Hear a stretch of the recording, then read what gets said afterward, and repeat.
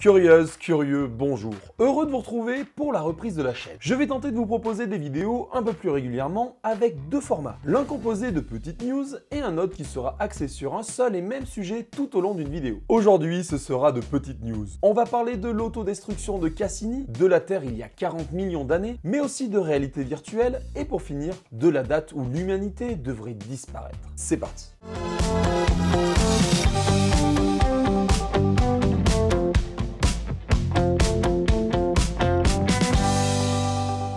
La destruction de la sonde Cassini, qui a réalisé plus de 13 années d'exploration, s'est autodétruite sur Saturne.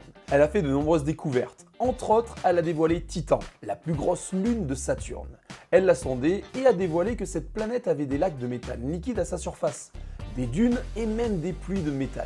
Mais aussi d'autres satellites, comme Encelade, une lune toute glacée qui cacherait certainement un océan liquide. Ces deux découvertes lui sont donc fatales car les scientifiques ne veulent pas contaminer ces deux planètes qui pourraient abriter la vie. Ils ont donc décidé de détruire la sonde en la faisant entrer dans l'atmosphère de Saturne.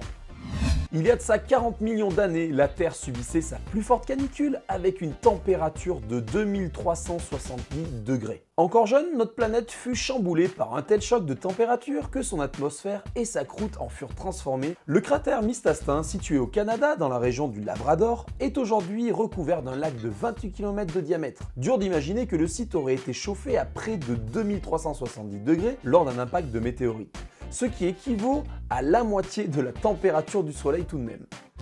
Et si l'humanité partait à la découverte spatiale au travers de la réalité virtuelle? On le sait, ce qui est le plus compliqué en exploration spatiale, c'est la survie des hommes envoyés dans l'espace. On imagine donc des habitats, on évalue les risques sur la santé et on perfectionne les combinaisons spatiales. Mais pour la société Space VR, il y a grand intérêt à envoyer des robots dans l'espace à notre place et de vivre cette expérience à travers la réalité virtuelle. D'ailleurs, ils ont lancé une plateforme permettant aux utilisateurs une immersion dans l'espace grâce à la réalité virtuelle, rendue possible par la capture d'images en orbite basse. D'après cette société, envoyer des robots plutôt que des hommes serait bénéfique sur le plan budgétaire, mais également pour préserver des vies humaines. On ne le présente plus, le célèbre scientifique Stephen Hawking se pose en lanceur d'alerte et communique ses inquiétudes relatives au futur de l'humanité. Il y a un an, il donnait un millénaire à l'humanité. Mais là, il vient de diviser son estimation par 10. Il estime que le développement de l'intelligence artificielle et des robots tueurs aura raison des humains dans moins d'une centaine d'années. Menace combinée avec les dérives liées au réchauffement climatique, mais aussi à l'armement. Pour lui, la seule solution est d'aller bâtir des colonies dans l'espace. Il participe d'ailleurs au projet Breakthrough Starshot, qui a pour but d'envoyer des milliers de sondes spatiales d'environ 1 gramme équipées de voiles solaires pour traverser l'espace à toute vitesse. On va terminer cette vidéo par une citation d'Albert Einstein. Il n'existe que deux choses infinies, l'univers et la bêtise humaine. Mais pour l'univers, je n'ai pas la certitude absolue.